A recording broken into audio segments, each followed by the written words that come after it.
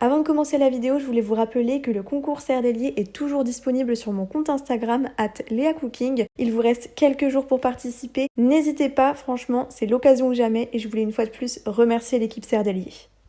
Bonjour tout le monde, aujourd'hui je vous retrouve dans une nouvelle vidéo et ça va être la version sans gluten et sans lactose de ma dernière recette, les tartelettes infiniment chocolat. On commence avec la pâte sucrée sans gluten et sans lactose, donc commencez par fouetter le beurre végétal et le sucre glace.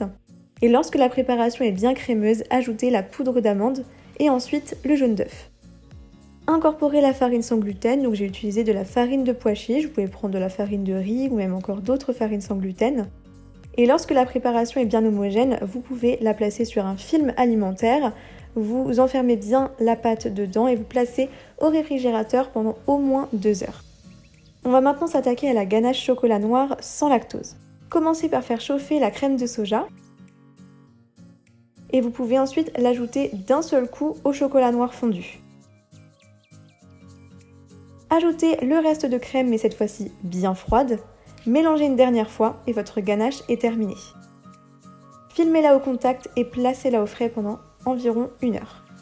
Maintenant, on va faire la crème d'amande au cacao. Donc mélangez le sucre blanc, la poudre d'amande, le cacao amer et le beurre pommade. Vous devez obtenir une consistance assez sableuse. Ajoutez ensuite l'œuf entier et la préparation est déjà terminée. Pour le montage des tartelettes, ça va être comme la recette précédente, donc commencez par étaler la pâte sur environ 2 mm d'épaisseur. Emporte-piécez à l'aide des cercles à tare, donc toujours de 8 cm de diamètre. Et vous allez ensuite foncer votre pâte dans les cercles.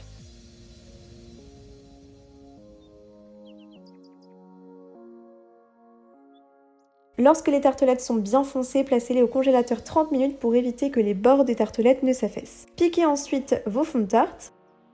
Disposez du papier sulfurisé et mettez-y des pois. Donc moi j'ai mis des pois chiches, vous pouvez mettre des billes de cuisson. Et placez au four pendant environ 10 minutes à 180 degrés. Il faut qu'elles ressortent en sous-cuisson. Enlevez les pois et disposez votre crème d'amande au cacao.